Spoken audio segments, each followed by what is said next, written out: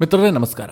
ಮಿತ್ರರೇ, ಹಿಂದಿನ ವಿಡಿಯೋದಲ್ಲಿ ಭಾರತಕ್ಕೆ ಅಮೆರಿಕ ಟ್ಯಾರಿಫ್ ಬರೆಯನ್ನು ಎಳೆದಿದೆ. ಟ್ರಂಪ್ 25% ಟ್ಯಾರಿಫ್ ಅನ್ನು ಘೋಷಣೆ ಮಾಡಿದ್ದಾರೆ. ಅಡಿಷನಲ್ ಆಗಿ ಸ್ವಲ್ಪ ಪೆನಾಲ್ಟಿ ಕೂಡ ಹಾಕ್ತೀನಿ ಅಂತ ಟ್ರಂಪ್ ಹೇಳಿದ್ದಾರೆ ಅಂತ ನಿಮಗೆ ತಿಳಿಸ್ಕೊಟ್ಟಿದ್ದೆ. ಆ ಸಂದರ್ಭದಲ್ಲಿ ಕೆಲವರು ಪ್ರಶ್ನೆ ಕೇಳಿದ್ರು, ಅದೇನೋ ಪಾಕಿಸ್ತಾನ ಮತ್ತು ಅಮೆರಿಕದ ನಡುವೆ ಟ್ರೇಡ್ ಡೀಲ್ ಆಗಿಬಿಡುತ್ತಂತಲ್ಲ, ಅಮೆರಿಕ ಪಾಕಿಸ್ತಾನದಲ್ಲಿ ಬಂದು ಇನ್ವೆಸ್ಟ್ ಮಾಡುತ್ತಂತಲ್ಲ, ಪಾಕಿಸ್ತಾನದಲ್ಲಿ ಆಯಿಲ್ ಅನ್ನು ಹೊರತೆಗೆಯುವಂತಹ ಕೆಲಸವನ್ನು ಅಮೆರಿಕ ಮಾಡುತ್ತಂತಲ್ಲ, ಟ್ರಂಪ್ ಏನೋ ಘೋಷಣೆ ಮಾಡಿದ್ದಾರೆ ಅಂತ ಕೆಲವರು ಕಮೆಂಟ್ ಹಾಕಿದ್ರು. ಆ ವಿಚಾರ ನೀವು ಅಂದುಕೊಂಡಷ್ಟೇ ಅಲ್ಲ, ಇನ್ನೂ ಇಂಟ್ರೆಸ್ಟಿಂಗ್ ಆಗಿದೆ. ಟ್ರಂಪ್ ಕೇವಲ ಪಾಕಿಸ್ತಾನದಲ್ಲಿ ನಾವು ಬಂದು ಇನ್ವೆಸ್ಟ್ ಮಾಡ್ತೀವಿ, ಅಲ್ಲಿಂದ ಆಯಿಲನ್ನು ತೆಗಿತೀವಿ ಅಂತ ಮಾತ್ರ ಹೇಳಿಲ್ಲ. ಆ ಆಯಿಲನ್ನು ಭಾರತಕ್ಕೆ ಎಕ್ಸ್ಪೋರ್ಟ್ ಮಾಡ್ತೀವಿ, ಪಾಕಿಸ್ತಾನ ಭಾರತಕ್ಕೆ ಆಯಿಲ್ ಎಕ್ಸ್ಪೋರ್ಟ್ ಮಾಡುವಂತಹ ದೇಶ ಆಗತ್ತೆ ಅಂತ ಘೋಷಣೆ ಮಾಡಿದ್ದಾರೆ. ಬಹಳ ಇಂಟ್ರೆಸ್ಟಿಂಗ್ ವಿಚಾರ. ಪಾಕಿಸ್ತಾನ ಮತ್ತು ಅಮೆರಿಕದ ನಡುವೆ ಒಂದು ಟ್ರೇಡ್ ಡೀಲ್ ಕೂಡ ಆಗಿದೆ. ಈ ವಿಡಿಯೋದಲ್ಲಿ ಈ ಬಗ್ಗೆ ಸ್ವಲ್ಪ ಡೀಟೇಲ್ ಆಗಿ ನಿಮಗೆ ಹೇಳ್ತೀನಿ. ಪಾಕಿಸ್ತಾನದಲ್ಲಿ ಅಮೆರಿಕ ಯಾಕೋಸ್ಕರವಾಗಿ ಇನ್ವೆಸ್ಟ್ ಮಾಡೋದಕ್ಕೆ ಬಯಸ್ತಾ ಇದೆ, ಟ್ರಂಪ್ ಏನು ಹೇಳಿದ್ದಾರೆ, ಇದರಿಂದ ಅಮೆರಿಕಾಗೆ ಏನು ಲಾಭ ಆಗುತ್ತೆ, ನಿಜಕ್ಕೂ ಭಾರತಕ್ಕೆ ಪಾಕಿಸ್ತಾನ ಆಯಿಲ್ ಅನ್ನು ಎಕ್ಸ್ಪೋರ್ಟ್ ಮಾಡೋದಕ್ಕೆ ಸಾಧ್ಯ ಇದೆಯಾ, ಇದೆಲ್ಲದನ್ನು ಮುಂದೆ ನಿಮಗೆ ಹೇಳ್ತೀನಿ. ನೀವು ಈ ವಿಡಿಯೋನ ಕೊನೆವರೆಗೂ ಮಿಸ್ ಮಾಡದೆ ನೋಡಿ. ಸದ್ಯ ಟ್ರಂಪ್ ಎಂಬ ಲಗಾಮಿಲ್ಲದ ಕುದುರೆ ಯದ್ವಾ ತದ್ವಾ ಓಡ್ತಾ ಇದೆ. ಯಾವಾಗ ಆಕ್ಸಿಡೆಂಟ್ ಆಗುತ್ತೆ ಅಂತ ಯಾರಿಗೂ ಗೊತ್ತಿಲ್ಲ, ಬಟ್ ಡೆಫಿನೆಟ್ಲಿ ಆಕ್ಸಿಡೆಂಟ್ ಆಗುತ್ತೆ. ಇದರಿಂದ ಸಫರ್ ಪಡುವಂಥದ್ದು ಯಾರು ಕೇಳಿದ್ರೆ ಅಮೆರಿಕದವರೇ. ಇದು ಅಮೆರಿಕದ ಜನರಿಗೂ ಕೂಡ ಗೊತ್ತಾಗಿ ಹೋಗಿದೆ. ಅನೇಕ ಅಮೆರಿಕನ್ನರು ಹೇಳ್ತಾ ಇದ್ದಾರೆ, ಟ್ರಂಪ್ ಅವರ ಪಾಲಿಸಿ ಸದ್ಯಕ್ಕೆ ನಮಗೇನೋ ಖುಷಿ ಕೊಡ್ತಾ ಇದ್ರೂ ಕೂಡ ಲಾಂಗ್ ಟರ್ಮ್ನಲ್ಲಿ ಬಹಳ ದೊಡ್ಡ ಪರಿಣಾಮವನ್ನು ಅಮೆರಿಕ ಎದುರಿಸಬೇಕಾಗತ್ತೆ. ಅದೆಷ್ಟೋ ವರ್ಷದ ಶ್ರಮವನ್ನು ಟ್ರಂಪ್ ನೀರಿನಲ್ಲಿ ಹೋಮ ಮಾಡ್ತಾ ಇದ್ದಾರೆ. ಅಮೆರಿಕ ತನ್ನ ಹಿತಾಸಕ್ತಿಯನ್ನು ಬಿಲ್ಡ್ ಮಾಡೋದಕ್ಕೋಸ್ಕರವಾಗಿ ಸಾಕಷ್ಟು ಹಣವನ್ನು ವ್ಯಯಿಸಿದೆ, ಸಾಕಷ್ಟು ಸಮಯವನ್ನು ವ್ಯಯ ಮಾಡಿದೆ. ಇದೆಲ್ಲವೂ ಕೂಡ ಟ್ರಂಪ್ ಕಾರಣದಿಂದ ನಾಶ ಆಗಿ ಹೋಗ್ತಾ ಇದೆ ಅಂತ ಅಮೆರಿಕನ್ನರೇ ಅಭಿಪ್ರಾಯವನ್ನು ವ್ಯಕ್ತಪಡಿಸ್ತಾ ಇದ್ದಾರೆ. ಆದರೆ ಈ ಟ್ರಂಪ್ ಎಂಬ ಮುದಿಯನಿಗೆ ಇದ್ಯಾವುದೂ ಅರ್ಥ ಆಗ್ತಾ ಇಲ್ಲ. ಅಮೆರಿಕಾಗೆ ಲಾಭ ಆಗಬೇಕು, ಅಮೆರಿಕಾಗೆ ಹಣ ಬರಬೇಕು, ನನಗೆ ಲಾಭ ಆಗಬೇಕು, ಇದಿಷ್ಟನ್ನೇ ಟ್ರಂಪ್ ನೋಡ್ತಾ ಇದ್ದಾರೆ. ಈ ಕಾರಣದಿಂದಾಗಿ ಅನೇಕ ದೇಶಗಳ ವ್ಯಾಪಾರ ವ್ಯವಹಾರ ಎಲ್ಲವೂ ಕೂಡ ಬಿರುಗಾಳಿಗೆ ಸಿಕ್ಕಂತಹ ತರಗೆಲೆಯಂತೆ ಆಗ್ತಾ ಇದೆ. ಸದ್ಯ ಭಾರತಕ್ಕೂ ಅದೇ ಪರಿಸ್ಥಿತಿ ಬಂದಿದೆ. ಆದರೆ ಭಾರತ ಅಷ್ಟು ಸೀರಿಯಸ್ ಆಗಿ ತೆಗೆದುಕೊಂಡಿದೆ ಅಂತ ನನಗನ್ನಿಸ್ತಾ ಇಲ್ಲ. ಟ್ರಂಪ್ 25% ಟ್ಯಾರಿಫ್ ಘೋಷಣೆ ಮಾಡಿದ ಬಳಿಕವೂ ಕೂಡ ಭಾರತ ಅಷ್ಟೇನು ಪ್ಯಾನಿಕ್ಗೆ ಒಳಗಾಗಿಲ್ಲ. ಇದೆಲ್ಲದರ ನಡುವೆ ಅಮೆರಿಕ ಮತ್ತು ಪಾಕಿಸ್ತಾನದ ನಡುವೆ ಟ್ರೇಡ್ ಡೀಲ್ ಆಗಿದೆ. ಈ ಸುದ್ದಿ ಈಗಾಗಲೇ ಹೊರಗೆ ಬಿದ್ದಿದೆ. ಜೊತೆಗೆ ಟ್ರಂಪ್ ಇನ್ನೊಂದು ಘೋಷಣೆ ಮಾಡಿದ್ದಾರೆ, ನಾವು ಪಾಕಿಸ್ತಾನಕ್ಕೆ ಹೋಗ್ಬಿಟ್ಟು ಸಾಕಷ್ಟು ಇನ್ವೆಸ್ಟ್ ಮಾಡ್ತೀವಿ, ಪಾಕಿಸ್ತಾನದ ಆಯಿಲ್ ಸೆಕ್ಟರ್ನಲ್ಲಿ ನಾವು ಇನ್ವೆಸ್ಟ್ ಮಾಡಿಬಿಟ್ಟು ಅಲ್ಲಿಂದ ಆಯಿಲ್ ಅನ್ನು ಎಕ್ಸ್ಟ್ರಾಕ್ಟ್ ಮಾಡಿ ಅದನ್ನು ರಫ್ತು ಮಾಡ್ತೀವಿ, ಹೀಗಂತ ಟ್ರಂಪ್ ಘೋಷಣೆ ಮಾಡಿದ್ದಾರೆ. ಮಿತ್ರರೇ, ಇದು ಸಹಜವಾಗಿ ಬಹಳ ದೊಡ್ಡ ಸುದ್ದಿ. ನಿಮಗೆಲ್ಲ ಗೊತ್ತೇ ಇದೆ, ಅಮೆರಿಕ ಮತ್ತು ಪಾಕಿಸ್ತಾನದ ಸಂಬಂಧ ನಿರಂತರವಾಗಿ ಸುಧಾರಣೆ ಆಗ್ತಾ ಇದೆ. ಟ್ರಂಪ್ ಅವರ ಮೊದಲ ಅವಧಿಯಲ್ಲಿ ಅವರು ಪಾಕಿಸ್ತಾನವನ್ನು ಗಣನೆಗೆ ತೆಗೆದುಕೊಂಡಿರಲಿಲ್ಲ. ಬದಲಾಗಿ ಪಾಕಿಸ್ತಾನಕ್ಕೆ ಅಮೆರಿಕ ಕೊಡ್ತಾ ಇದ್ದಂತಹ ಏಡನ್ನು ಕಟ್ ಮಾಡಿದ್ರು. ಪಾಕಿಸ್ತಾನ ಒಂದು ಭಯೋತ್ಪಾದಕ ಪೋಷಕ ದೇಶ ಎಂಬ ಭಾವನೆ ಟ್ರಂಪ್ ಅವರು ಮೊದಲ ಅವಧಿಯಲ್ಲಿ ಆಡಳಿತ ಮಾಡುವಂತಹ ಸಂದರ್ಭದಲ್ಲಿ ಇತ್ತು. ಆದರೆ ಈಗ ಕಂಪ್ಲೀಟ್ ಬದಲಾಗ್ಬಿಟ್ಟಿದೆ. ಪಾಕಿಸ್ತಾನ ಒಂದು ಅದ್ಭುತ ದೇಶವಾಗಿ ಟ್ರಂಪ್ಗೆ ಕಾಣ್ತಾ ಇದೆ. ಪಾಕಿಸ್ತಾನದ ನಾಯಕತ್ವ ಬಹಳ ಅದ್ಭುತವಾಗಿ ಕಾಣ್ತಾ ಇದೆ. ಇಂಡಿಯಾ ಮತ್ತು ಪಾಕಿಸ್ತಾನವನ್ನು ಒಂದೇ ತಕಡಿಯಲ್ಲಿ ಹಾಕಿ ತೂಗುವಂತಹ ಕೆಲಸವನ್ನ ಟ್ರಂಪ್ ಮಾಡ್ತಾ ಇದ್ದಾರೆ. ಇದಕ್ಕೆ ಕಾರಣ ಬಹಳ ಸಿಂಪಲ್ ಆಗಿದೆ. ಇದಕ್ಕೇನು ರಾಕೆಟ್ ಸೈನ್ಸ್ ಬೇಕಾಗಿಲ್ಲ. ಅದೇನು ಕೇಳಿದ್ರೆ, ಒಂದು ಕಡೆ ಭಾರತದ ಮೇಲೆ ಒತ್ತಡವನ್ನು ಕ್ರಿಯೇಟ್ ಮಾಡುವಂಥದ್ದು, ಎರಡನೇದಾಗಿ ಪಾಕಿಸ್ತಾನ ಅಮೆರಿಕ ಏನು ಹೇಳಿದ್ರು ಕೇಳುವಂತಹ ಪರಿಸ್ಥಿತಿಯಲ್ಲಿದೆ. ಟ್ರಂಪ್ ಆನೆಯನ್ನು ತೋರಿಸ್ಬಿಟ್ಟು ಇದು ಇಲಿ ಅಂತಂದ್ರೂ ಕೂಡ ಪಾಕಿಸ್ತಾನ ಹೌದು ಅನ್ನುವಂತಹ ಸ್ಟೇಜ್ನಲ್ಲಿದೆ. ಆದರೆ ಭಾರತ ಅದನ್ನು ಒಪ್ಕೊಳ್ಳುವಂತಹ ಸ್ಟೇಜ್ನಲ್ಲಿಲ್ಲ. ಆನೆಯೇ ಇಲಿಯೇ ಅಂತ ವಾದ ಮಾಡುವಂತಹ ಕಂಡೀಷನ್ನಲ್ಲಿ ಭಾರತ ಇದೆ. ಹೀಗಾಗಿ ಟ್ರಂಪ್ಗೆ ಇದು ಹಿಡಿಸ್ತಾ ಇಲ್ಲ.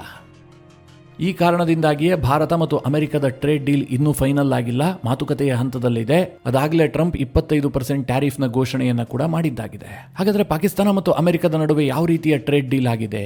ಈ ಆಯಿಲ್ ಸೆಕ್ಟರ್ನಲ್ಲಿ ಹೇಗೆ ಪಾಕಿಸ್ತಾನದಲ್ಲಿ ಅಮೆರಿಕ ಬಂದು ಇನ್ವೆಸ್ಟ್ ಮಾಡುತ್ತೆ ಕೇಳಿದ್ರೆ, ಮಿತ್ರರೇ, ಈ ಪಾಕಿಸ್ತಾನ ಕಾಗಕ್ಕ ಗುಬ್ಬಕ್ಕನ ಕಥೆಯನ್ನು ಹಿಂದಿನಿಂದಲೂ ಕೂಡ ಹೇಳ್ತಾ ಇದೆ. ನೀವು ಆಗಾಗ ಸುದ್ದಿಯನ್ನು ನೋಡ್ತಾ ಇರಬಹುದು. ಪಾಕಿಸ್ತಾನದಲ್ಲಿ ಒಂದು ಬಹಳ ದೊಡ್ಡದಾದಂತಹ ಆಯಿಲ್ ರಿಸರ್ವ್ ಪತ್ತೆ. ಇದರಿಂದಾಗಿ ಪಾಕಿಸ್ತಾನದ ಆಯಿಲ್ ಪೂರೈಕೆ ಮಾತ್ರ ಅಲ್ಲ, ಪಾಕಿಸ್ತಾನ ಕಚ್ಚಾ ತೈಲವನ್ನು ಹೊರದೇಶಕ್ಕೆ ಎಕ್ಸ್ಪೋರ್ಟ್ ಮಾಡುತ್ತೆ. ಈ ರೀತಿಯ ಸುದ್ದಿಗಳನ್ನು ಪಾಕಿಸ್ತಾನದಿಂದ ನಾವು ಆಗಾಗ ಕೇಳ್ತಾ ಇರ್ತೀವಿ. ಆದರೆ ಇದುವರೆಗೆ ನಿಮಗೆ ನೆನಪಿರಲಿ, ಪಾಕಿಸ್ತಾನದಲ್ಲಿ ದೊಡ್ಡ ಪ್ರಮಾಣದಲ್ಲಿ ಯಾವುದೇ ಆಯಿಲ್ ರಿಸರ್ವ್ ಪತ್ತೆ ಆಗಿಲ್ಲ. ಆದರೆ ಪಾಕಿಸ್ತಾನ ಇದನ್ನು ಕ್ಲೈಮ್ ಮಾಡೋದನ್ನು ಬಿಡೋದೇ ಇಲ್ಲ. ನಮಗೆ ಇನ್ವೆಸ್ಟ್ಮೆಂಟ್ನ ಕೊರತೆ ಇದೆ, ಟೆಕ್ನಾಲಜಿಯ ಕೊರತೆ ಇದೆ, ಇಲ್ಲದೆ ಹೋದರೆ ನಮ್ಮ ಬಲೂಚಿಸ್ತಾನ ಪ್ರಾಂತ್ಯದಲ್ಲಿ, ನಮ್ಮ ಸಿಂಧ್ ಪ್ರಾಂತ್ಯದಲ್ಲಿ ಬಹಳ ದೊಡ್ಡ ಪ್ರಮಾಣದ ಆಯಿಲ್ ರಿಸರ್ವ್ ಇದೆ, ಹೀಗಂತ ಪಾಕಿಸ್ತಾನ ಹೇಳ್ತಾನೆ ಇರುತ್ತೆ. ಯಾಕೆ ಹೀಗೆ ಪಾಕಿಸ್ತಾನ ಹೇಳುತ್ತೆ ಅಂತಂದರೆ, ನಿಮಗೆಲ್ಲ ಗೊತ್ತಿರುವ ಹಾಗೆ ಪಾಕಿಸ್ತಾನ ಒಂದು ಬ್ಯಾಂಕ್ ಕರಪ್ಟ್ ಕಂಟ್ರಿ. ಪಾಕಿಸ್ತಾನ ಯಾವಾಗ ಬೇಕಾದರೂ ಸಂಪೂರ್ಣವಾಗಿ ದಿವಾಳಿಯಾಗಿ ಹೋಗಬಹುದು. ಹೀಗಾಗಿ ಆ ದೇಶಕ್ಕೆ ಬಂದು ಯಾರೂ ಇನ್ವೆಸ್ಟ್ ಮಾಡೋದಕ್ಕೆ ಮುಂದಾಗೋದಿಲ್ಲ. ಅದಕ್ಕೆ ಪಾಕಿಸ್ತಾನ ಏನು ಭರವಸೆ ಕೊಡ್ತಾ ಇರುತ್ತೆ, ನಮ್ಮಲ್ಲಿ ನ್ಯಾಚುರಲ್ ರಿಸೋರ್ಸ್ ಇದೆಯಲ್ಲ, ಇದು ಸಿಕ್ಕಾಪಟ್ಟೆ ಜಾಸ್ತಿ ಇದೆ. ದೊಡ್ಡ ಪ್ರಮಾಣದಲ್ಲಿ ಆಯಿಲ್ ರಿಸರ್ವ್ ಪಾಕಿಸ್ತಾನದಲ್ಲಿ ಕೂಡ ಇದೆ, ನಾವು ಅದನ್ನು ಪತ್ತೆ ಹಚ್ಚಿದೀವಿ, ಯಾವಾಗ ಬೇಕಾದರೂ ನಾವು ಅದನ್ನು ಎಕ್ಸ್ಟ್ರಾಕ್ಟ್ ಮಾಡಬಹುದು, ಇಂತಹ ಕಥೆಯನ್ನು ಪಾಕಿಸ್ತಾನ ಹೇಳ್ತಲೇ ಬಂದಿದೆ. ಈಗ ಟ್ರಂಪ್ ಹೇಳ್ತಾ ಇದ್ದಾರೆ, ನೀವೇನು ಎಕ್ಸ್ಟ್ರಾಕ್ಟ್ ಮಾಡುವಂತಹ ಕೆಲಸ ಬೇಕಾಗಿಲ್ಲ, ನಮ್ಮದೊಂದು ಕಂಪನಿ ಬಂದು ಅಲ್ಲಿ ಇನ್ವೆಸ್ಟ್ ಮಾಡುತ್ತೆ, ಅವರು ಎಕ್ಸ್ಟ್ರಾಕ್ಟ್ ಮಾಡ್ತಾರೆ, ಅವರೇ ಅದನ್ನು ಮಾರಾಟ ಮಾಡ್ತಾರೆ, ಇದರಿಂದ ಪಾಕಿಸ್ತಾನದ ಎಕಾನಮಿ ಬೂಸ್ಟ್ ಆಗುತ್ತೆ ಅಂತ ಟ್ರಂಪ್ ಹೇಳ್ತಾ ಇದ್ದಾರೆ. ಮಿತ್ರರೇ, ಇದು ಸತ್ಯನಾ? ನಿಜವಾಗ್ಲೂ ಅಮೆರಿಕದ ಕಂಪನಿ ಬಂದು ಅಲ್ಲಿ ಇನ್ವೆಸ್ಟ್ ಮಾಡುತ್ತಾ ಕೇಳಿದ್ರೆ ಇದುವರೆಗೆ ಅಮೆರಿಕದ ಸರ್ಕಾರದ ಕಡೆಯಿಂದ ಯಾವುದೇ ಹೇಳಿಕೆ ಬಂದಿಲ್ಲ. ಟ್ರಂಪ್ ಮಾತ್ರ ಇದನ್ನು ಘೋಷಣೆ ಮಾಡಿದ್ದಾರೆ. ಹೌದು, ನಾವು ಪಾಕಿಸ್ತಾನದಲ್ಲಿ ಇನ್ವೆಸ್ಟ್ ಮಾಡ್ತಾ ಇದ್ದೀವಿ, ಪಾಕಿಸ್ತಾನದ ಆಯಿಲ್ ಸೆಕ್ಟರ್ನಲ್ಲೇ ಇನ್ವೆಸ್ಟ್ ಮಾಡ್ತಾ ಇದ್ದೀವಿ, ಭವಿಷ್ಯದಲ್ಲಿ ಭಾರತ ಕೂಡ ಪಾಕಿಸ್ತಾನದಿಂದ ಆಯಿಲ್ ಅನ್ನು ಖರೀದಿ ಮಾಡುವಂತಹ ಸ್ಥಿತಿ ಬರುತ್ತೆ, ಅಂತಹ ದಿನಗಳು ಬರ್ತವೆ ಅಂತ ಟ್ರಂಪ್ ಘೋಷಣೆ ಮಾಡಿದ್ದಾರೆ. ಆದರೆ ಈ ಬಗ್ಗೆ ಪಾಕಿಸ್ತಾನ ಸರ್ಕಾರ, ನಾನು ಈ ವಿಡಿಯೋ ರೆಕಾರ್ಡ್ ಮಾಡ್ತಾ ಇದ್ದೀನಲ್ಲ, ಈ ಸಂದರ್ಭದವರೆಗೂ ಕೂಡ ಏನೂ ಸ್ಟೇಟ್ಮೆಂಟ್ ಅನ್ನು ಕೊಟ್ಟಿಲ್ಲ. ಈ ಡೀಲ್ ಹೇಗಿರುತ್ತೆ, ಯಾವ ರೂಪದಲ್ಲಿ ಡೀಲ್ ಆಗಿದೆ, ಇದು ಯಾವುದ್ರ ಬಗ್ಗೆ ಯಾವುದೇ ಕನ್ಫರ್ಮೇಷನ್ ಇಲ್ಲ. ಕೇವಲ ಇದು ಟ್ರಂಪ್ ಅವರ ಘೋಷಣೆ ಅಷ್ಟೇ. ಇದರಿಂದ ಪಾಕಿಸ್ತಾನಕ್ಕೆ ಏನು ಲಾಭ ಆಗಬಹುದು ನೋಡೋದಾದ್ರೆ, ಮೊದಲನೇದಾಗಿ ಪಾಕಿಸ್ತಾನಕ್ಕೆ FDI ಬೇಕು. ಅಮೆರಿಕ ಬಂದು ಇನ್ವೆಸ್ಟ್ ಮಾಡುತ್ತೆ ಅಂತಂದ್ರೆ ದೊಡ್ಡ ಪ್ರಮಾಣದ ಫಾರಿನ್ ಡೈರೆಕ್ಟ್ ಇನ್ವೆಸ್ಟ್ಮೆಂಟ್ ಪಾಕಿಸ್ತಾನಕ್ಕೆ ಬರುತ್ತೆ. ಎರಡನೇದಾಗಿ, ಪಾಕಿಸ್ತಾನ ಇವತ್ತು ಎನರ್ಜಿ ವಿಚಾರಕ್ಕೋಸ್ಕರವಾಗಿ ದೊಡ್ಡ ಮಟ್ಟದಲ್ಲಿ ಬೇರೆ ದೇಶಗಳ ಮೇಲೆ ಡಿಪೆಂಡ್ ಆಗ್ಬಿಟ್ಟಿದೆ. ಭಾರತ ಹೇಗೆ ಇವತ್ತು ಆಯಿಲ್ ಅನ್ನ ಬೇರೆ ದೇಶದಿಂದ ತರಿಸ್ಕೊಳ್ಳುತ್ತೋ ಅದೇ ರೀತಿಯಾಗಿ ಪಾಕಿಸ್ತಾನ ಕೂಡ ಆಯಿಲ್ ಅನ್ನ ಬೇರೆ ದೇಶಗಳಿಂದ ತರಿಸ್ಕೊಳ್ಳುತ್ತೆ. ಈಗ ಅಮೆರಿಕ ಬಂದು ತನ್ನ ದೇಶದಲ್ಲೇ ಇನ್ವೆಸ್ಟ್ ಮಾಡಿಬಿಟ್ಟು ಆಯಿಲ್ ಅನ್ನು ಹೊರತೆಗೆದಿದ್ದೆ ಆದರೆ ಎನರ್ಜಿ ವಿಚಾರದಲ್ಲಿ ಇಂಡಿಪೆಂಡೆಂಟ್ ಆಗಬಹುದು. ಇದು ಪಾಕಿಸ್ತಾನದ ಎಕಾನಮಿಗೆ ದೊಡ್ಡ ಬೂಸ್ಟ್ ಕೊಡುತ್ತೆ ಅನ್ನುವಂಥದ್ದು ಅವರ ಲೆಕ್ಕಾಚಾರ. ಯಾಕೆಂತಂದ್ರೆ ಈಗಾಗಲೇ ಅವರ ಫಾರೆಕ್ಸ್ ರಿಸರ್ವ್ ಬಹಳ ಕುಸಿತ ಕಂಡಿದೆ. ಈಗ ಬೇರೆ ದೇಶದಿಂದ ತೈಲ ಖರೀದಿ ಮಾಡಬೇಕು ಅಂತಂದ್ರೆ ಡಾಲರ್ನಲ್ಲಿ ಪೇ ಮಾಡಬೇಕಲ್ವಾ, ಆ ಜರೂರತ್ ಇರೋದಿಲ್ಲ, ಪಾಕಿಸ್ತಾನಕ್ಕೆ ಲಾಭ ಆಗುತ್ತೆ ಅನ್ನುವಂಥದ್ದು ಒಂದು ಲೆಕ್ಕಾಚಾರ. ಇದರ ಜೊತೆಗೆ ಪಾಕಿಸ್ತಾನದ ಇನ್ನೊಂದು ಲೆಕ್ಕಾಚಾರ ಏನು ಕೇಳಿದ್ರೆ, ಒಂದು ವೇಳೆ ಅಮೆರಿಕದ ಇನ್ವೆಸ್ಟ್ಮೆಂಟ್ ಪಾಕಿಸ್ತಾನಕ್ಕೆ ಬಂದಿದ್ದೆ ಆದರೆ ಭಾರತದಿಂದ ಒಂದು ರಕ್ಷಣೆ ಸಿಗುತ್ತೆ. ನಾಳೆ ಅಮೆರಿಕದ ಇನ್ವೆಸ್ಟ್ಮೆಂಟ್ ಅನ್ನು ರಕ್ಷಿಸುವ ಸಲುವಾಗಿ ಭಾರತ ಯುದ್ಧ ಮಾಡದಂತೆ ಅಮೆರಿಕ ನೋಡಿಕೊಳ್ಳುತ್ತೆ. ಇದು ತಂತ್ರಗಾರಿಕೆಯ ದೃಷ್ಟಿಯಿಂದ ನಮಗೆ ಹೆಲ್ಪ್ ಆಗುತ್ತೆ ಅಂತ ಪಾಕಿಸ್ತಾನ ಯೋಚನೆ ಮಾಡ್ತಾ ಇದೆ. ಎರಡನೇದಾಗಿ, ಪಾಕಿಸ್ತಾನ ಈಗ ಆಯಿಲ್ ರಿಸರ್ವ್ ಇದೆ ಅಂತ ಹೇಳ್ತಾ ಇರೋದೆಲ್ಲಿ, ಒಂದು ಬಲೂಚಿಸ್ತಾನ ಪ್ರಾಂತ್ಯದಲ್ಲಿ, ಇನ್ನೊಂದು ಸಿಂಧ್ ಪ್ರಾಂತ್ಯದಲ್ಲಿ. ಈ ಎರಡೂ ಪ್ರಾಂತ್ಯದಲ್ಲೂ ಕೂಡ ಪ್ರತ್ಯೇಕವಾದಿಗಳ ಹೋರಾಟ ನಡೀತಾ ಇದೆ.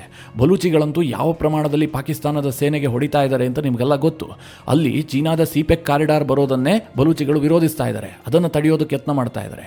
ಒಂದು ವೇಳೆ ಅಮೆರಿಕದ ಇನ್ವೆಸ್ಟ್ಮೆಂಟ್ ಬಂದಿದ್ದೆ ಆದರೆ ಈ ಬಲೂಚಿಗಳನ್ನು ಹತ್ತಿಕ್ಕುವಂತಹ ಕೆಲಸಕ್ಕೆ ಅಮೆರಿಕ ಕೈ ಹಾಕಬಹುದು ಅನ್ನುವಂತಹ ಲೆಕ್ಕಾಚಾರ ಕೂಡ ಪಾಕಿಸ್ತಾನಕ್ಕಿದೆ. ಪಾಕಿಸ್ತಾನಕ್ಕೆ ಈಗಲೂ ಇರುವ ಒಂದು ಆತಂಕ ಏನು ಗೊತ್ತಾ, ಈ ಬಲೂಚ್ ಸಪರೇಟಿಸ್ಟ್ ಹೋರಾಟ ಏನಿದೆ ಅದಕ್ಕೆ ಭಾರತ ಸಪೋರ್ಟ್ ಮಾಡುತ್ತೆ. ಭಾರತ ಹೇಗೆ ಬಾಂಗ್ಲಾ ವಿಮೋಚನೆಯನ್ನ ಮಾಡ್ತೋ ಅದೇ ರೀತಿಯಾಗಿ ಬಲೂಚಿಸ್ತಾನವನ್ನು ವಿಮೋಚನೆ ಮಾಡೋದಕ್ಕೆ ನಿಂತ್ಕೊಂಡ್ಬಿಟ್ರೆ ರಕ್ಷಿಸುವವರು ಯಾರು ಅನ್ನುವಂತಹ ಪ್ರಶ್ನೆ ಇದೆ. ಚೈನಾ ಆ ಮಟ್ಟಿನ ಸಪೋರ್ಟ್ ಮಾಡುತ್ತೆ ಎನ್ನುವಂತಹ ಯಾವುದೇ ನಂಬಿಕೆ ಪಾಕಿಸ್ತಾನಕ್ಕಿಲ್ಲ. ಒಂದು ವೇಳೆ ಅಮೆರಿಕದಂತಹ ಒಂದು ದೈತ್ಯ ಶಕ್ತಿ ಬಂದು ಈ ಬಲೂಚಿಸ್ತಾನ ಪ್ರಾಂತ್ಯದಲ್ಲಿ ಇನ್ವೆಸ್ಟ್ಮೆಂಟ್ ಮಾಡಿದ್ದೆ ಆದರೆ ಅದನ್ನು ರಕ್ಷಿಸಿಕೊಳ್ಳೋದಕ್ಕೋಸ್ಕರವಾಗಿ ಯಾವತ್ತೂ ಕೂಡ ಬಲೂಚ್ ಸಪರೇಟ್ ಆಗೋದಕ್ಕೆ ಅವರು ಬಿಡೋದಿಲ್ಲ. ಭಾರತದ ಈ ಪ್ರಯತ್ನಕ್ಕೆ ಯಶಸ್ಸು ಸಿಗೋದಿಲ್ಲ. ಇದು ಒಂದೇ ಕಲ್ಲಿನಲ್ಲಿ ಅನೇಕ ಹಕ್ಕಿಗಳನ್ನು ಹೊಡೆದಂತಾಗುತ್ತೆ ಅಂತ ಪಾಕಿಸ್ತಾನ ಯೋಚನೆ ಮಾಡ್ತಾ ಇದೆ. ಆದರೆ ಮಿತ್ರರೇ, ಇನ್ನೊಂದು ವಿಚಾರ ಕೂಡ ನಿಮಗೆ ನೆನಪಿರಲಿ, ಯಾವಾಗ ಅಮೆರಿಕ ಬಂದು ಪಾಕಿಸ್ತಾನದಲ್ಲಿ ಹೆಚ್ಚು ಹೆಚ್ಚು ಇನ್ವೆಸ್ಟ್ಮೆಂಟ್ ಮಾಡುತ್ತೋ ಅತ್ತ ಕಡೆಯಲ್ಲಿ ಚೈನಾ ಅಷ್ಟೇ ಅದಕ್ಕೆ ವಿರೋಧ ವ್ಯಕ್ತಪಡಿಸುತ್ತೆ. ಚೈನಾದವರಿಗೆ ಇಷ್ಟ ಆಗೋದಿಲ್ಲ. ಚೈನಾಗೆ ಪಾಕಿಸ್ತಾನದಲ್ಲಿ ಅಮೆರಿಕದ ಇನ್ವಾಲ್ವ್ಮೆಂಟ್ ಸ್ವಲ್ಪವೂ ಕೂಡ ಇಷ್ಟ ಆಗೋದಿಲ್ಲ. ಈ ಡೀಲ್ ಅಮೆರಿಕ ಮತ್ತು ಪಾಕಿಸ್ತಾನದ ಸಂಬಂಧವನ್ನು ಗಟ್ಟಿಗೊಳಿಸೋದರ ಜೊತೆಗೆ ಚೈನಾ ಮತ್ತು ಪಾಕಿಸ್ತಾನದ ಸಂಬಂಧಕ್ಕೆ ಸ್ವಲ್ಪ ಹುಳಿ ಹಿಂಡೋದಂತೂ ಸತ್ಯ. ಸದ್ಯಕ್ಕೆ ಪಾಕಿಸ್ತಾನದ ಆಯಿಲ್ ಸೆಕ್ಟರ್ನಲ್ಲಿ ಅಮೆರಿಕದ ಇನ್ವೆಸ್ಟ್ಮೆಂಟ್ ಏನಿದೆಯಲ್ಲ, ಇದು ಟ್ರಂಪ್ ಅವರ ಘೋಷಣೆ ಅಷ್ಟೇ. ಟ್ರಂಪ್ ಇಂತಹ ಅನೇಕ ಘೋಷಣೆಗಳನ್ನು ಮಾಡಿದ್ದಾರೆ, ಅದಕ್ಕೇನು ಭಾರಿ ಮಹತ್ವ ಇದೆ ಅಂತ ನನಗನ್ನಿಸ್ತಾ ಇಲ್ಲ. ಯಾಕೆ ಕೇಳಿದ್ರೆ, ಈ ಹಿಂದೆ ಅವರು ಗಾಜಾವನ್ನು ನಾವೇ ವಶಕ್ಕೆ ಪಡಿತೀವಿ, ಅಲ್ಲಿ ಒಂದು ನಗರ ನಿರ್ಮಾಣ ಮಾಡಿಬಿಡ್ತೀವಿ, ಎಲ್ಲ ನೆಲಸಮ ಮಾಡಿಬಿಡ್ತೀವಿ ಅಂತೆಲ್ಲ ಘೋಷಣೆ ಮಾಡಿದ್ರು. ಆನಂತರ ಏನಾಗಿದೆ? ಈ ಟ್ರಂಪ್ ಅವರ ಹೇಳಿಕೆಯನ್ನು ನೋಡಿದಾಗ ನನಗೇನನ್ಸುತ್ತೆ ಅಂತಂದ್ರೆ, ಈಗ ಟ್ರಂಪ್ ಎಲ್ಲರ ಜೊತೆಗೆ ಡೀಲ್ ಮಾಡುವಂತಹ ಸಂದರ್ಭದಲ್ಲಿ ಅಮೆರಿಕಾಗೆ ಏನು ಲಾಭ ಆಗುತ್ತೆ ನೋಡ್ತಾ ಇದ್ದಾರೆ. ಉದಾಹರಣೆಗೆ ಸೌತ್ ಕೊರಿಯಾ ಜೊತೆಗೆ ಅವರು ವ್ಯಾಪಾರ ಡೀಲ್ ಮಾಡಿಕೊಂಡ್ರು. ಆಗ ಸೌತ್ ಕೊರಿಯಾ ಅಮೆರಿಕಾಗೆ ಏನು ಭರವಸೆ ಕೊಡ್ತು, ನಾವು ನಿಮ್ಮ ದೇಶದಲ್ಲಿ ಬಂದು $350 ಬಿಲಿಯನ್ ಮೊತ್ತದ ಹೂಡಿಕೆ ಮಾಡ್ತೀವಿ ಅಂತ. ಟ್ರಂಪ್ಗೆ ಬಿಲಿಯನ್ ಟ್ರಿಲಿಯನ್ ಲೆಕ್ಕದಲ್ಲಿ ಹೇಳದೇ ಇದ್ರೆ ಅವರು ಒಪ್ಪೋದಿಲ್ಲ. ಪಾಕಿಸ್ತಾನ ಇಷ್ಟೆಲ್ಲ ಇನ್ವೆಸ್ಟ್ಮೆಂಟ್ ಮಾಡೋದಕ್ಕೆ ಸಾಧ್ಯವಾ? ಖಂಡಿತವಾಗ್ಲೂ ಸಾಧ್ಯ ಇಲ್ಲ. ಜೊತೆಗೆ ಪಾಕಿಸ್ತಾನದ ಮಾರುಕಟ್ಟೆಯನ್ನು ಅಮೆರಿಕಾಗೆ ಓಪನ್ ಮಾಡ್ತೀವಿ ಅಂತಂದರೆ ಅಮೆರಿಕ ಅದನ್ನು ಒಪ್ಪುತ್ತಾ? ಪಾಕಿಸ್ತಾನದವರಿಗೆ ಅಮೆರಿಕದ ವಸ್ತುಗಳನ್ನು ಕೊಳ್ಳುವ ತಾಕತ್ತಾದರೂ ಇದೆಯಾ? ಖಂಡಿತವಾಗ್ಲೂ ಇಲ್ಲ. ಹೇಗೆ ಟ್ರಂಪನ್ನು ಖುಷಿಪಡಿಸುವಂಥದ್ದು? ಈ ಹಿಂದೆ ಕಾಗಕ್ಕಾಗೊಬ್ಬಕ್ಕನ ಕತೆ ಹೇಳ್ತಿತ್ತಲ್ಲ, ನಮ್ಮಲ್ಲಿ ದೊಡ್ಡ ಪ್ರಮಾಣದ ಆಯಿಲ್ ರಿಸರ್ವ್ ಇದೆ. ಹೇಗೆ ಪಾಕಿಸ್ತಾನದ ಪಕ್ಕದಲ್ಲೇ ಇರುವಂತಹ ಇರಾನ್ ದೇಶದಲ್ಲಿ ಒಂದು 500 ಕಿಲೋಮೀಟರ್ ದೂರದಲ್ಲಿ ವಿಶ್ವದಲ್ಲಿರುವ ಒಟ್ಟು ಆಯಿಲ್ ರಿಸರ್ವ್ನಲ್ಲಿ 10% ರಿಸರ್ವ್ ಇರಾನ್ನಲ್ಲಿ ಇದೆಯಲ್ಲ, ಅಲ್ಲಿದ್ದ ಮೇಲೆ ಪಾಕಿಸ್ತಾನದಲ್ಲೂ ಇದ್ದೇ ಇರುತ್ತೆ ಅಂತ ಇವರು ಒಂದು ಕತೆ ಹೇಳ್ತಾರೆ. ಇದನ್ನ ಟ್ರಂಪ್ಗೂ ಹೇಳಿದ್ದಾರೆ, ನೀವು ಬಂದು ಇಲ್ಲಿ ಇನ್ವೆಸ್ಟ್ ಮಾಡಿದ್ರೆ ನಿಮಗೆ ದೊಡ್ಡ ಲಾಭ ಆಗುತ್ತೆ, ನಮಗೂ ಲಾಭ ಆಗುತ್ತೆ ಅಂತ. ಟ್ರಂಪ್ ಈ ಕಥೆಯನ್ನು ನಂಬಿ ಘೋಷಣೆಯನ್ನು ಕೂಡ ಮಾಡಿದ್ದಾರೆ. ಎಷ್ಟರ ಮಟ್ಟಿಗೆ ಅಂತಂದ್ರೆ ಭಾರತ ಕೂಡ ಪಾಕಿಸ್ತಾನದಿಂದ ಕಚ್ಚಾ ತೈಲವನ್ನು ತರಿಸ್ಕೊಳ್ಳುವಂತಹ ದಿನ ಬರುತ್ತೆ ಅಂತ. ಇನ್ನು ಅಮೆರಿಕ ಮತ್ತು ಪಾಕಿಸ್ತಾನದ ನಡುವಿನ ಟ್ರೇಡ್ ಡೀಲ್ ಕತೆ ಏನು, ಎಷ್ಟು ಪರ್ಸೆಂಟ್ ಟ್ಯಾರಿಫ್ ನಡುವೆ ಟ್ರೇಡ್ ಡೀಲ್ ಆಗಿದೆ ಕೇಳಿದ್ರೆ ಈ ಬಗ್ಗೆ ಯಾವುದೇ ಕನ್ಫರ್ಮೇಷನ್ ಇಲ್ಲ. ಅಂದ್ರೆ ಇಷ್ಟು ಪರ್ಸೆಂಟ್ ಟ್ಯಾರಿಫ್ ಅನ್ನ ಅಮೆರಿಕ ವಿಧಿಸುತ್ತೆ, ಅದಕ್ಕೆ ಬದಲಾಗಿ ಪಾಕಿಸ್ತಾನ ಇಷ್ಟು ಟ್ಯಾರಿಫ್ ಹಾಕುತ್ತೆ, ಇದು ಯಾವುದ್ರ ಬಗ್ಗೆಯೂ ಮಾಹಿತಿ ಇಲ್ಲ. ಕೇವಲ ಪಾಕಿಸ್ತಾನ ಮತ್ತು ಅಮೆರಿಕದ ನಡುವೆ ಒಂದು ಕಾಂಪ್ರಹೆನ್ಸಿವ್ ಟ್ರೇಡ್ ಡೀಲ್ ಆಗಿದೆ ಅನ್ನುವಂಥ ಮಾಹಿತಿಯನ್ನು ಮಾತ್ರ ಕೊಡಲಾಗಿದೆ. ಈ ಪಾಕಿಸ್ತಾನ ಮತ್ತು ಅಮೆರಿಕದ ನಡುವೆ ವಾರ್ಷಿಕವಾಗಿ $7.3 ಬಿಲಿಯನ್ ಮೊತ್ತದ ವ್ಯಾಪಾರ ವ್ಯವಹಾರ ನಡೆಯುತ್ತೆ. ಇದರಲ್ಲಿ ಪಾಕಿಸ್ತಾನ ಅಮೆರಿಕಾಗೆ $5.1 ಬಿಲಿಯನ್ ಮೊತ್ತದ ವಸ್ತುಗಳನ್ನು ಎಕ್ಸ್ಪೋರ್ಟ್ ಮಾಡುತ್ತೆ. ಹಾಗೆ ಅಮೆರಿಕದಿಂದ $2.1 ಬಿಲಿಯನ್ ಮೊತ್ತದ ವಸ್ತುಗಳನ್ನು ಇಂಪೋರ್ಟ್ ಮಾಡಿಕೊಳ್ಳುತ್ತೆ. ಪಾಕಿಸ್ತಾನಕ್ಕೆ ಒಟ್ಟು $3 ಬಿಲಿಯನ್ ಮೊತ್ತದ ಟ್ರೇಡ್ ಸರ್ಪ್ಲಸ್ ಇದೆ. ಒಟ್ಟೊಂದು 25,000 ಕೋಟಿ ಅಂತ ಅಂದುಕೊಳ್ಳಿ. ಇಷ್ಟು ಚಿಕ್ಕ ಪ್ರಮಾಣದಲ್ಲಿ ಟ್ರೇಡ್ ನಡೆಯುವಂತಹ ಈ ದೇಶಗಳ ನಡುವೆ ಇನ್ಯಾವ ಮಟ್ಟಿನ ಟ್ರೇಡ್ ಡೀಲ್ ಆಗಿರಬಹುದು? ಅಮೆರಿಕ ಏನು ಹೇಳಿರುತ್ತೋ ಅದನ್ನೆಲ್ಲ ಒಪ್ಕೊಂಡಿರುತ್ತೆ. ಈಗ ವಿಯೆಟ್ನಾಂ ಹೇಳುತ್ತಲ್ಲ, ನಿಮಗೆ ಫ್ರೀ ಆದ ಎಂಟ್ರಿ ಕೊಡ್ತೀವಿ ನಮ್ಮ ಮಾರುಕಟ್ಟೆಗೆ ಅಂತ. ಹಾಗೆ ಪಾಕಿಸ್ತಾನ ಕೂಡ ಝೀರೋ ಟ್ಯಾರಿಫ್ ಅನ್ನು ಘೋಷಣೆ ಮಾಡಿರಬಹುದು. ಇದರಿಂದ ಅಮೆರಿಕಾಗೇನೋ ದೊಡ್ಡ ಲಾಭ ಆಗುತ್ತೆ ಅಂತ ನನಗೆ ಅನ್ಸೋದಿಲ್ಲ. ಯಾಕೆಂದ್ರೆ ನಾನು ಆಗ್ಲೇ ಹೇಳಿದ ಹಾಗೆ ಅಮೆರಿಕದ ವಸ್ತುಗಳನ್ನು ಕೊಳ್ಳುವ ಕೆಪಾಸಿಟಿ ಪಾಕಿಸ್ತಾನದವರಿಗೆ ಇರಬೇಕಲ್ಲ. ಆದರೆ ಟ್ರಂಪ್ ಪಾಕಿಸ್ತಾನದೊಂದಿಗೆ ಡೀಲ್ ಫೈನಲ್ ಮಾಡ್ಕೊಂಡಿದ್ದಾರೆ. ಈ ಪಾಕಿಸ್ತಾನ ಮತ್ತು ಅಮೆರಿಕದ ನಡುವಿನ ಟ್ರೇಡ್ ಡೀಲ್ ಇದೆಯಲ್ಲ, ಇದು ಭಾರತದ ಮೇಲೆ ಏನಾದರೂ ಇಂಪ್ಯಾಕ್ಟ್ ಮಾಡುತ್ತಾ ಕೇಳಿದ್ರೆ ನನಗನ್ಸಿದ ಮಟ್ಟಿಗೆ ತೀರಾ ಮಿನಿಮಲ್. ಇದಕ್ಕೇನು ಭಾರಿ ಮಹತ್ವವನ್ನು ಭಾರತ ಕೊಡಬೇಕಾಗಿಲ್ಲ. ಆದರೆ ಟ್ರಂಪ್ ಏನು ಭಾವಿಸಿದ್ದಾರೆ ಗೊತ್ತಾ, ನಾನು ಹೆಚ್ಚು ಪಾಕಿಸ್ತಾನಕ್ಕೆ ಪ್ರಾಶಸ್ತ್ಯವನ್ನು ಕೊಟ್ಟಿದ್ದೆ ಆದ್ರೆ, ಅಂದ್ರೆ ಅಮೆರಿಕ ಪಾಕಿಸ್ತಾನದಲ್ಲಿ ಹೆಚ್ಚು ಇನ್ವಾಲ್ವ್ ಆಗ್ತಿದ್ದ ಹಾಗೆ ಭಾರತ ಒತ್ತಡಕ್ಕೊಳಗಾಗುತ್ತೆ, ನಮ್ಮೆಲ್ಲ ಷರತ್ತುಗಳಿಗೆ ಭಾರತ ಬಗ್ಗುತ್ತೆ ಅಂತ. ಸದ್ಯದ ಪರಿಸ್ಥಿತಿಯನ್ನು ನೋಡ್ತಾ ಇದ್ರೆ ಭಾರತ ಅಮೆರಿಕದ ಈ ಗೊಡ್ಡು ಬೆದರಿಕೆಗಾಗ್ಲಿ ಅಥವಾ ಧಮ್ಕಿಗಾಗ್ಲಿ ಯಾವುದೇ ರೀತಿಯಲ್ಲೂ ಸೊಪ್ಪು ಹಾಕುವಂತೆ ಕಾಣ್ತಾ ಇಲ್ಲ. ನೋಡ್ಕೊಳ್ಳೋಣ, ಆತುರತೆ ಬೇಡ ಅನ್ನುವಂತಹ ತೀರ್ಮಾನಕ್ಕೆ ಭಾರತ ಸರ್ಕಾರ ಬಂದಂತೆ ಕಾಣ್ತಾ ಇದೆ. ಮಿತ್ರರೇ, ಈ ಪಾಕಿಸ್ತಾನ ಮತ್ತು ಅಮೆರಿಕದ ನಡುವಿನ ಟ್ರೇಡ್ ಡೀಲ್, ಅಮೆರಿಕದ ಇನ್ವೆಸ್ಟ್ಮೆಂಟ್ ಪಾಕಿಸ್ತಾನದಲ್ಲಿ ಬರ್ತಾ ಇರುವಂತಹದ್ದು, ಇದೆಲ್ಲದರ ಬಗ್ಗೆ ನಿಮ್ಮ ಅನಿಸಿಕೆ ಅಭಿಪ್ರಾಯಗಳೇನು? ಕಮೆಂಟ್ ಮಾಡುವ ಮೂಲಕ ನಮಗೆ ತಿಳಿಸಿ. ಹಾಗೆ ನಿಮಗೆ ಈ ವಿಡಿಯೋ ಇಷ್ಟವಾದರೆ ಲೈಕ್ ಮಾಡಿ. ಜೊತೆಗೆ ನೀವಿನ್ನೂ ನಿಮ್ಮ ನೆಚ್ಚಿನ ಸಂಸ್ಕಾರ ಸೌರಭ ಯೂಟ್ಯೂಬ್ ಚಾನಲ್ನ ಸಬ್ಸ್ಕ್ರೈಬ್ ಮಾಡಿಲ್ಲ ಅಂತಾದರೆ ಈ ಕೂಡಲೇ ಸಬ್ಸ್ಕ್ರೈಬ್ ಮಾಡಿ. ಮುಂದಿನ ಎಲ್ಲ ಅಪ್ಡೇಟ್ಗಳ ನೋಟಿಫಿಕೇಶನ್ಗಾಗಿ ಬೆಲ್ ಐಕಾನ್ ಒತ್ತಿ.